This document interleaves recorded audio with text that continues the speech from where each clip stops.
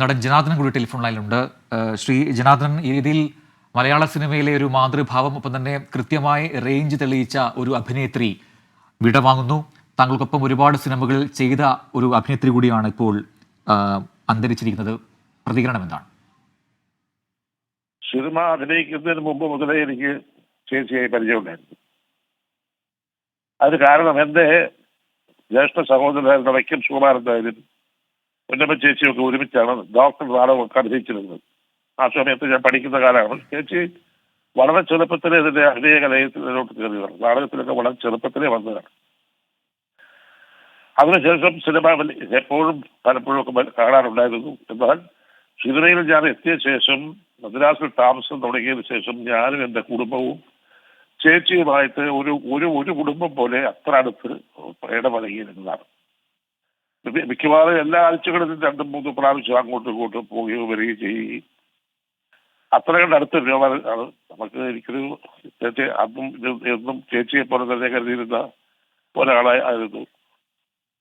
വിഷമമുണ്ട്, നമുക്ക് ഒന്നും പറയാൻ ഒക്കില്ല. കാരണം നമ്മുടെ ഒന്നും ആയുസും നമ്മുടെ കയ്യിലല്ല ഇരിക്കുന്നത്. അങ്ങനെ സുഖമില്ലായിരുന്നു.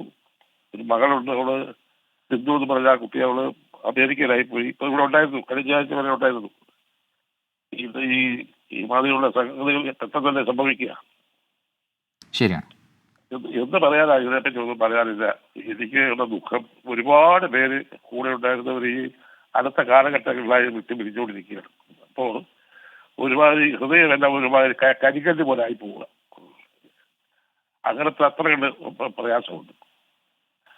ചുരുക്കം പറഞ്ഞാൽ വളരെ അപൂർവമായിട്ട് ആ സമയത്ത് ഉണ്ടായിരുന്നു വളരെ കുറച്ച് പേര് മാത്രമേ ഉള്ളൂ.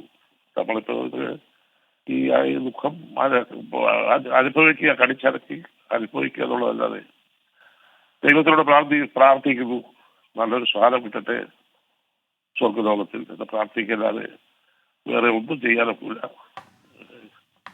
ഓക്കെ, നന്ദി ശ്രീ ജനാർദ്ദനൻ. അദ്ദേഹത്തിന് വാക്കുകളില്ല. ഒപ്പം തന്നെ മുൻപ് സിനിമയിൽ അല്ലാതെ തന്നെ തനിക്കറിയാവുന്ന ഒരാളാണ് ഇപ്പോൾ നഷ്ടമായിരിക്കുന്നത്. ആ രീതിയിലുള്ള സങ്കടം കൂടിയുണ്ട്.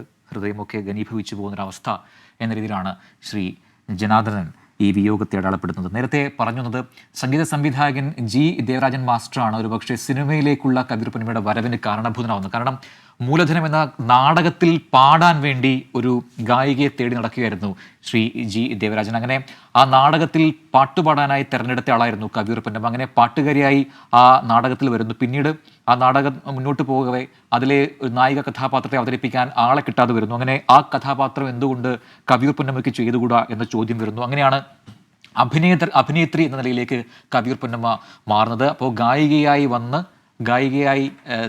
മാറിയ ശേഷം പിന്നീട് നടിയായി തീർന്ന ഒരാളെ കൂടിയാണ് കബീർ പൊന്നമ്മ. അങ്ങനെ മൂലധനം എന്ന ആ നാടകത്തിൽ ഗായികയായി വന്ന് പിന്നീട് അതേ നാടകത്തിലെ നായികയായി മാറുന്നു കബീർ പൊന്നമ്മ. പിന്നീടാണ് രാമപട്ടാഭിഷേകം എന്ന സിനിമയിലേക്കുള്ള ഒരു അവസരം കൂടി അവരെ തേടിയെത്തുന്നത്. നാടകത്തിലെ പെർഫോമൻസ് കണ്ട് ഇഷ്ടപ്പെട്ടാണ് മെറിലൻഡിൻ്റെ ഈ പടത്തിൽ മണ്ടോദരിയുടെ വേഷം ചെയ്യാൻ കബീർ പൊന്നമ്മയെ തിരഞ്ഞെടുക്കുന്നത്. കുടുംബിനി എന്ന ചിത്രത്തിലാണ് ആദ്യമായി അമ്മ വേഷത്തിൽ നമ്മൾ കബീർ പൊന്നമ്മയെ കാണുന്നത്. പിന്നീട് സത്യൻ്റെയും മധുവിൻ്റെയൊക്കെ അമ്മയായി അവരുടെ 20-ാം വയസ്സിൽ അവർ നിറഞ്ഞാടുന്നത് നമ്മൾ കണ്ടു. തൊമ്മൻ്റെ മക്കൾ എന്ന ചിത്രത്തിലാണ് സത്യൻ്റെയും മധുവിൻ്റെയും അമ്മയായി കബീർ പൊന്നമ്മ വേഷമിട്ടത്. പിന്നീട് ഒരുപാട് വേഷങ്ങൾ അവർ ചെയ്തു. അതിൽ ഏറ്റവും കൂടുതൽ ചെയ്തതെല്ലാം തന്നെ അമ്മ വേഷങ്ങളായിരുന്നു.